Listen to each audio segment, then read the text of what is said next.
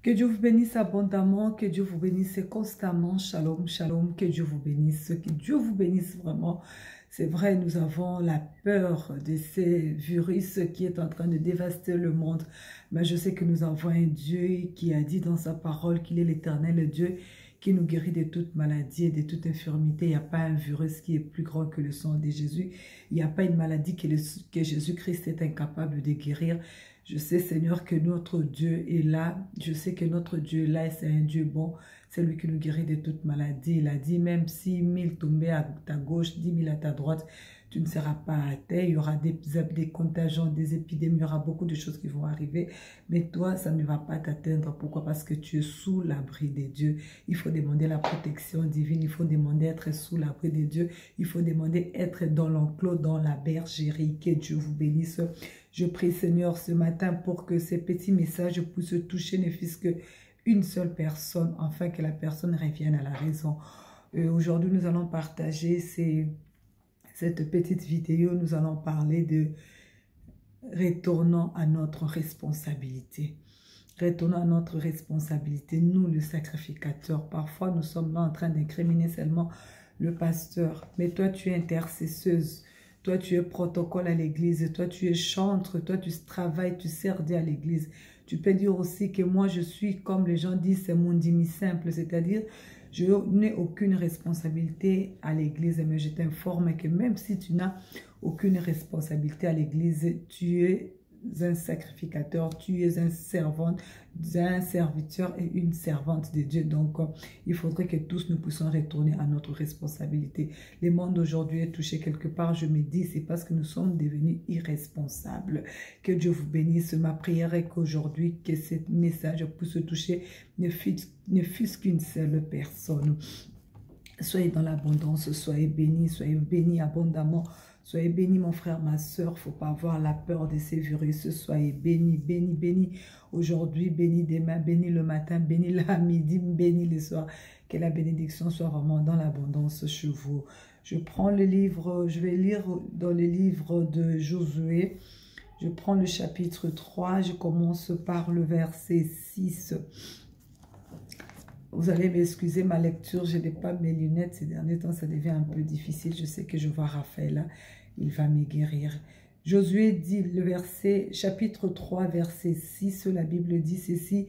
Et Josué dit au sacrificateur, portez l'arche de l'alliance et passez devant le peuple. Et ils portèrent l'arche de l'alliance et ils marchèrent devant le peuple. L'Éternel dit à Josué, aujourd'hui je commencerai à t'élever aux yeux de tout Israël, afin qu'ils sachent que je suis avec toi comme je l'ai été avec Moïse. Tu donneras cet ordre au sacrificateur qui porte l'arche de l'alliance.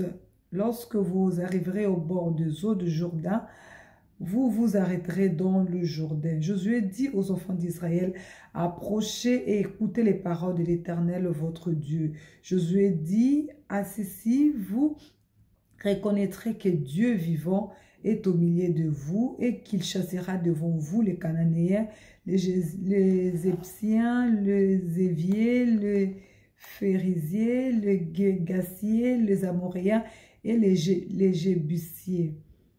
Voici l'arche de l'alliance du Seigneur de toute la terre va passer devant vous dans le Jourdain. Maintenant, prenez 12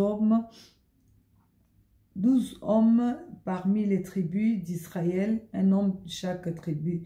Et dès que le sacrificateur qui porte l'arche de l'Éternel, le Seigneur de toute la terre, poseront la plante de pied dans les eaux du Jourdain, les eaux du Jourdain seront coupées, les eaux qui descendent d'en haut, et elles s'arrêteront en un morceau. Le peuple sortit de ses tentes pour passer le Jourdain, et les sacrificateurs qui portaient l'arche de l'alliance marchaient devant le peuple. Quand les sacrificateurs qui portaient l'arche furent arrivés au Jourdain, et que leurs pieds se furent mouillés au bord de l'eau, le Jourdain regorge par-dessus toutes ses rives tout le temps de la moisson. Amen. Ici, nous insistons la Bible insiste, les sacrificateurs portaient l'arche de l'alliance. Le sacrificateur portait l'arche de l'alliance. Josué a dit que le sacrificateur puisse porter, transporter l'arche de l'alliance. Parce que la Bible nous dit ici que l'Éternel résidait dans cette arche-là. C'est Dieu lui-même qui a donné les modèles. C'est Dieu lui-même qui a dit à Moïse de construire cette arche-là. Parce qu'il voulait résider quelque part. C'est pourquoi lui-même a donné le modèle et on a fait les modèles. Et qui avait la responsabilité de transporter l'arche? Qui avait la responsabilité de conduire le peuple? C'était le sacrificateur qui avait cette responsabilité-là de porter l'arche. Si nous revenons dans la lecture, vous allez comprendre qu'on insiste, les sacrificateurs porter l'arche de l'Éternel. Alléluia. Et nous allons prendre encore un autre verset pour comprendre l'importance de lorsque le sacrificateur porte l'arche de l'alliance. Nous allons lire 2 Samuel 6, que Dieu vous bénisse abondamment. Vraiment que le Seigneur nous aide à comprendre cette petite pensée. C'est Josué 2 Samuel, le verset 6. 2 Samuel, non, le chapitre 6. Le chapitre 6, nous allons commencer le premier verset aussi, chapitre 6, 2 Samuel, chapitre 6, que Dieu vous bénisse abondamment, que Dieu vous bénisse vraiment, que nous puissions comprendre cette pensée. David rassembla encore toute l'élite d'Israël au nombre de 30 000 hommes. Et David, avec tout le peuple qui était auprès de lui, s'est mis en marche depuis Balé-Juda pour faire monter de là l'arche de Dieu, depuis laquelle est invoqué le nom de l'Éternel des armées, qui réside entre le chérubin au-dessus de l'arche. Ils mirent sur un char neuf l'arche de Dieu et l'emportèrent de la maison d'Abinabek sur la colline.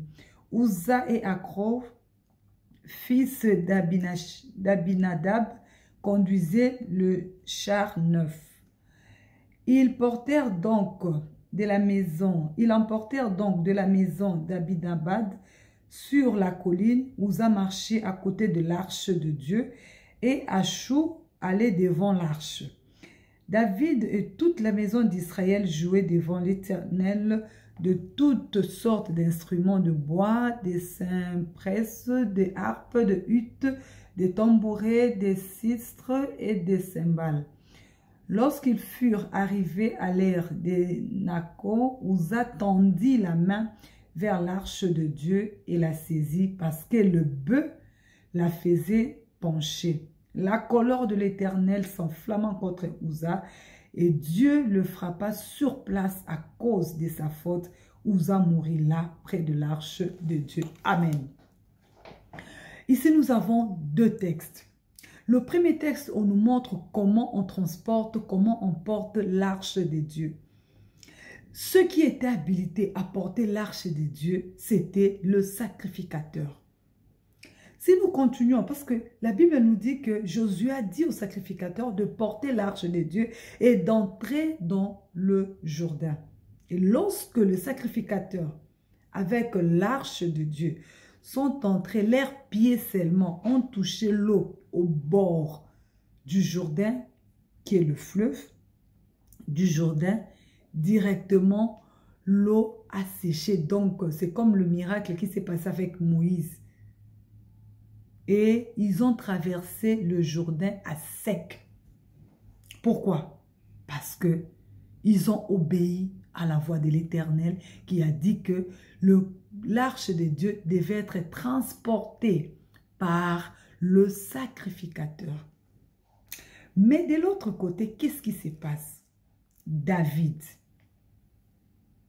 Au lieu que David appelle le sacrificateur pour transporter l'arche de Dieu, qu'est-ce que David a fait? David a mis l'arche de Dieu sur le char. Les chars qui étaient conduits par qui? Par les bœufs.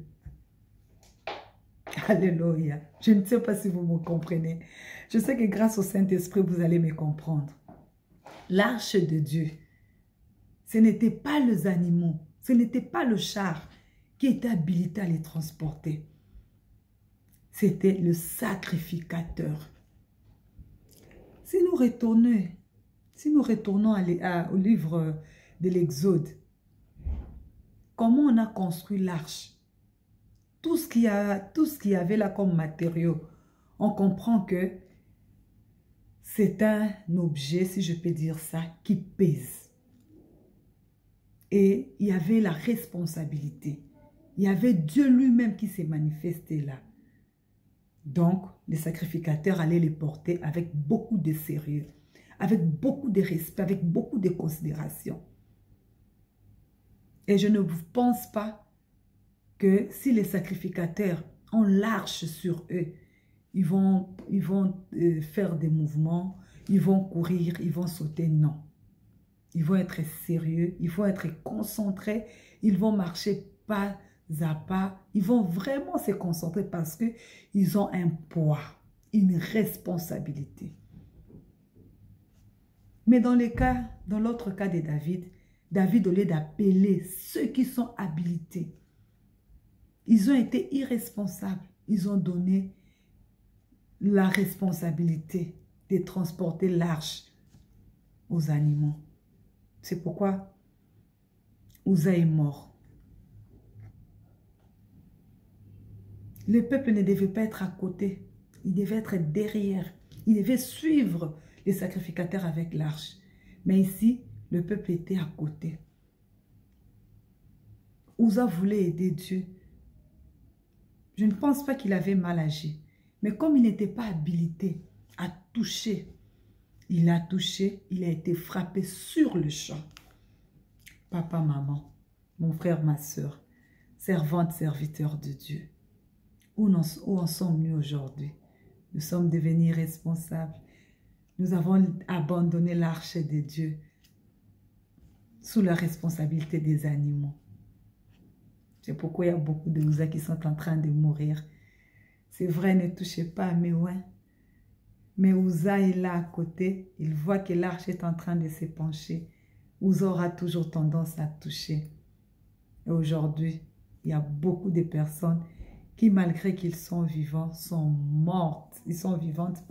Beaucoup de personnes qui sont vivantes aujourd'hui, bien que vivantes, si je peux les répéter, mais elles sont mortes. Comme Uza. Pourquoi? Parce qu'ils sont en train de toucher l'arche.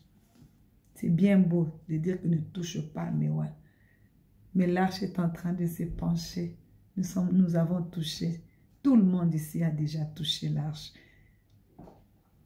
Mon frère, ma soeur, tu te dis peut-être que tu n'es pas pasteur. Oui, tu es intercesseuse. Mais ta responsabilité, si tu avais cette responsabilité sur toi, il y a certaines choses que tant qu'intercesseuse, tu n'allais pas faire. Tu es protocole. Tu sers Dieu. Peut-être que toi, tu ne balayes que l'église. C'est un travail que tu fais. Parce que tu ne le fais pas pour ton père. Tu ne le fais pas pour ton mari. Ni pour tes enfants. Tu le fais pour Dieu. Comment nous le faisons? Est-ce que nous avons le poids, cette charge-là? Parce que si nous avons cette charge-là de ce que nous faisons pour Dieu, nous n'allons pas trébucher. L'arche ne va pas pencher. Nous allons être corrects dans notre marche. Si nous sentons que ça ne va pas, nous allons nous replier dans la repentance. Parce que nous avons Jésus-Christ. Je l'ai dit toujours. Il n'y a pas plus meilleur que Jésus. Parce que nous avons un Dieu capable de pardonner tout le péché. C'est regrettable parce que nous demeurons. Le même téléphone que tu as envoyé la vidéo où tu étais à l'église en train de louer Dieu, en train d'adorer Dieu. C'est le même téléphone quelques heures après que tu envoies les vidéos là où tu es nu pour séduire je ne sais qui. tout ça, c'est parce que nous n'avons pas transporté l'arche. On n'est pas responsable en tant que serviteur et servante de Dieu. Ne dis pas qu'à l'église, je n'ai aucune fonction, non. Le fait que tu as reçu le Seigneur Jésus-Christ comme ton Seigneur et ton Sauveur, je t'ai dit que tu es devenu serviteur et servante de Dieu. Tu sers Dieu dans l'adoration. Tu sers Dieu dans la louange. Nous devons être les imitateurs de Christ, mon frère, ma soeur. Tout ça, c'est pourquoi. Il y a beaucoup de choses qui se font maintenant. Pourquoi? Parce qu'on n'a pas l'arche. On n'a pas transporté l'arche. On n'a pas cette responsabilité-là de dire que non, pardon, étant que servante, étant que serviteur, ça, je ne peux pas faire. Vous allez m'excuser, j'ai ma gorge là.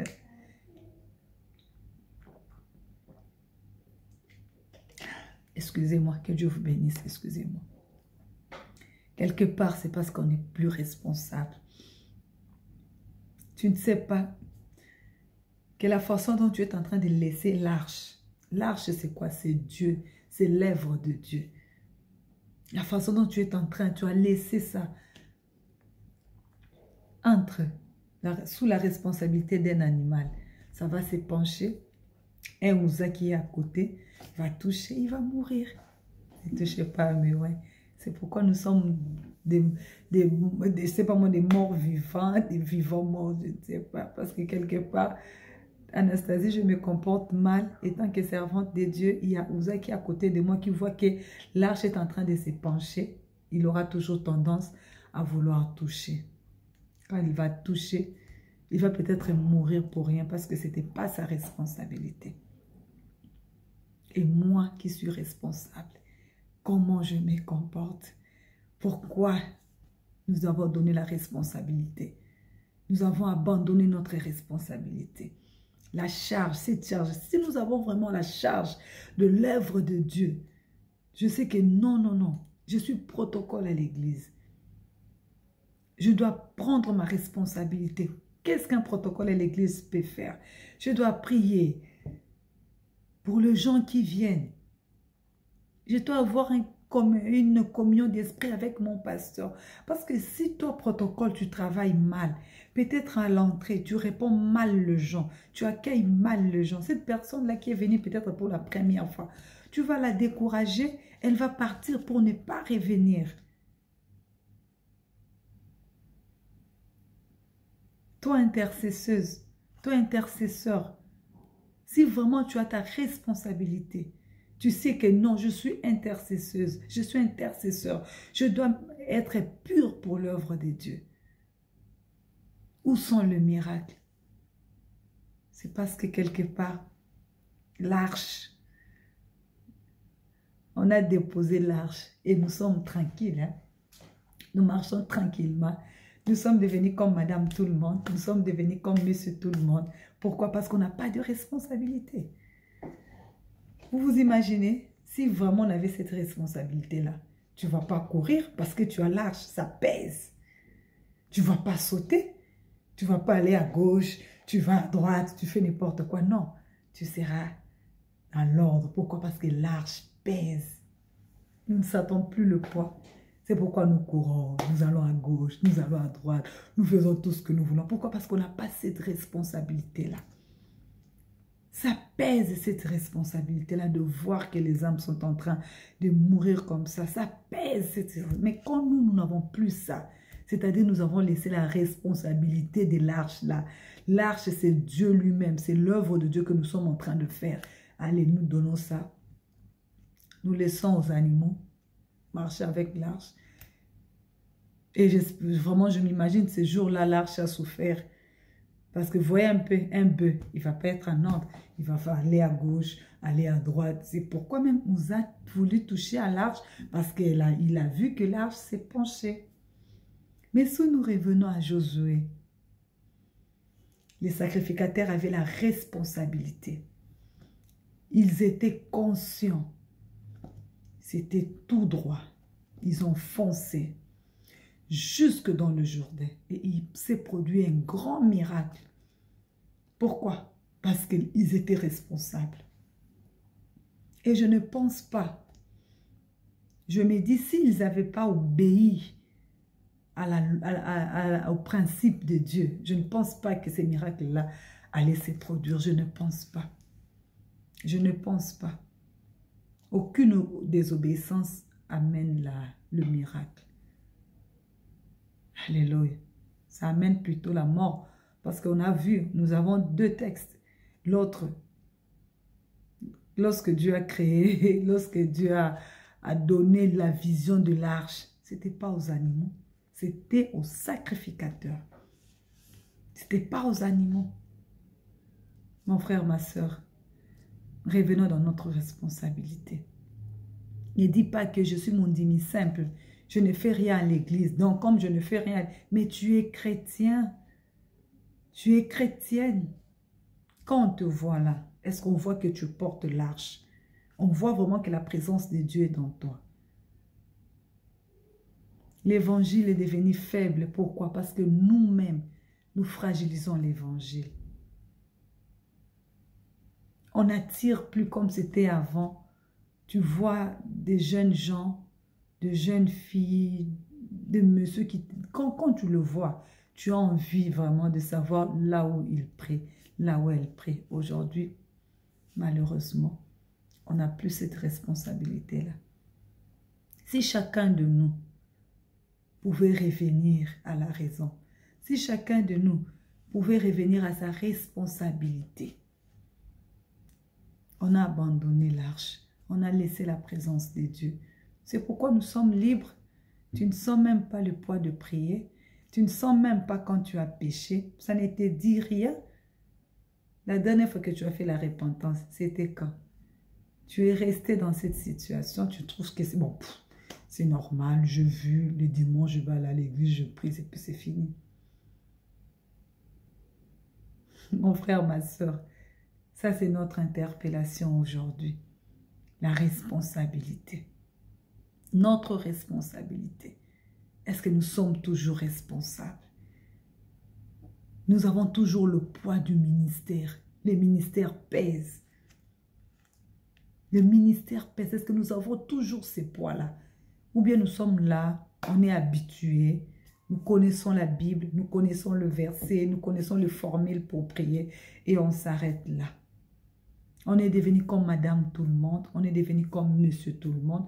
C'est que les païens font, nous aussi nous pouvons le faire et tu tombes dans un péché, tu demeures dans ça, ça ne te dit rien, la vie continue. Non, mon frère, ma soeur, c'est parce que quelque part nous ne sommes pas responsables.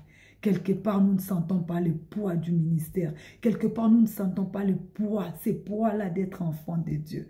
Parce qu'il y a les gens qui nous regardent. Il y a les gens autour de nous qui regardent. Ah! Ça, vraiment, c'est une chrétienne. La façon dont elle insulte les gens là. Pardon. Tu sais pourquoi? C'est parce que tu n'as pas ce poids, cette responsabilité-là de dire que moi, étant que chrétienne, j'ai une responsabilité. J'ai un poids que je transporte. Je ne dois pas faire des choses à la légère. Parce que mon seul péché peut tuer plusieurs personnes. Il y a des choses que nous, chrétiens, nous faisons. On peut même décourager les autres. C'est ce que nous faisons aujourd'hui. C'est ce que nous voyons. Il y a beaucoup de gens qui sont découragés à cause de nous, chrétiens. Pourquoi? Parce que l'arche de Dieu n'est pas sur nos épaules. Lorsqu'on transporte quelque chose ici, on ne blague pas. Sinon, ça va se casser. Lorsqu'on a notre responsabilité, la Bible dit bien dans le livre de Josué que les sacrificateurs devaient porter, transporter l'arche de l'Éternel. Que le Seigneur nous aide. Nous sommes devenus responsables. Nous avons beaucoup de problèmes et nous cherchons des solutions. Parfois, ça ne marche pas. Le poids social, économique, financier, tout ça, ça fait que nous poussons un peu baisser notre garde. Mon frère, ma soeur, je t'en supplie au nom de Jésus, que le Seigneur nous aide, que le Saint-Esprit nous aide, afin que nous puissions retourner dans notre responsabilité. Que nous puissions faire des choses bien. Tu es pasteur, fais des choses bien. Tu es prophète, fais des choses bien. Tu ne dois pas regarder dans le compte Facebook des gens pour commencer à prophétiser, non. Si tu as la charge, tu pries réellement. Tu n'auras pas besoin de regarder dans les statuts des gens pour prophétiser, non. Le Seigneur va te donner des prophéties. Tout ça, c'est parce que nous avons de doubles vies, nous avons des triples vies. Ici, tu es prophète. De l'autre côté, tu es autre chose. Ici, tu es intercesseuse. De l'autre côté, tu fais autre chose. Si tu es chrétien, de l'autre côté, tu es dans le fétichisme. Tout ça, pourquoi? Parce que nous ne sentons pas la responsabilité. Le fait d'accepter Christ comme ton sauveur, c'est déjà une responsabilité. Les gens te voient à l'église. Tu as déjà confessé Christ. Alléluia. Que Dieu nous bénisse. Que Dieu vous bénisse abondamment. Ça fait mal, mais nous avons un Dieu compatissant. Je l'aime parce que c'est un Dieu compatissant. Il n'y a aucun péché. Aucun péché. Il est toujours là. Il nous tend toujours la main. Mon frère, ma soeur, tu es tombé bas. Trop bas d'ailleurs. Mais nous avons une main puissante qui est toujours là. Une main de compassion. Le sang de Jésus est toujours là pour nous pardonner. Alléluia. Que Dieu vous bénisse abondamment. Que Dieu nous aide à nous relever. Que Dieu nous aide à reprendre notre responsabilité. Que Dieu nous aide. Seigneur, je prie pour ma soeur. Je prie pour mon frère qui me suit en ces moments. Qui est conscient que quelque part, il a baissé la garde. Jésus-Christ, relève-le parce que la Bible dit, toi tu relèves ceux qui sont tombés. Oh Dieu, relève ta servante, relève ton serviteur Jésus-Christ de Nazareth. Nous n'avons que toi comme soutien, nous n'avons que toi comme appui, oh Jésus, que nous puissions revenir Seigneur dans notre responsabilité. Dans les cas de Josué, il s'est produit un miracle Seigneur. Le peuple a marché à sec dans le Jourdain, mais dans le cas de David Seigneur, il y a eu un mort Seigneur. Pourquoi? Parce qu'on n'a pas obéi à ta parole. On a donné la responsabilité de l'arche Seigneur aux animaux. Oh ye baba sheke koyo manabaye keke ya baba. Seigneur, aide-nous Seigneur, aide mon frère, aide ma soeur. C'est lui qui a reconnu que quelque part il a été irresponsable par rapport à ton œuvre. Seigneur, il n'y a que toi qui peux relever Yamanabaché. Seigneur, je compte sur ton appui, je compte sur ton soutien parce que tu es Dieu. Que Dieu te bénisse. Toi qui es conscient que quelque part tu as été irresponsable par rapport à l'œuvre de Dieu. Le moment est là. Dieu ne t'abandonne pas. C'est vrai, c'est une faute. C'est un péché. C'est quelque chose que tu as commis. Mais nous avons un Dieu bon. Il veut que nous puissions revenir à la raison. Il veut que nous puissions transporter l'arche de Dieu. Il veut que nous puissions sentir notre responsabilité en tant que serviteurs et servantes de Dieu. Que Dieu vous bénisse. Shalom dans vos cœurs. Shalom dans vos santé. Shalom, shalom. Shalom dans vos familles. Que Dieu vous bénisse abondamment. Amen.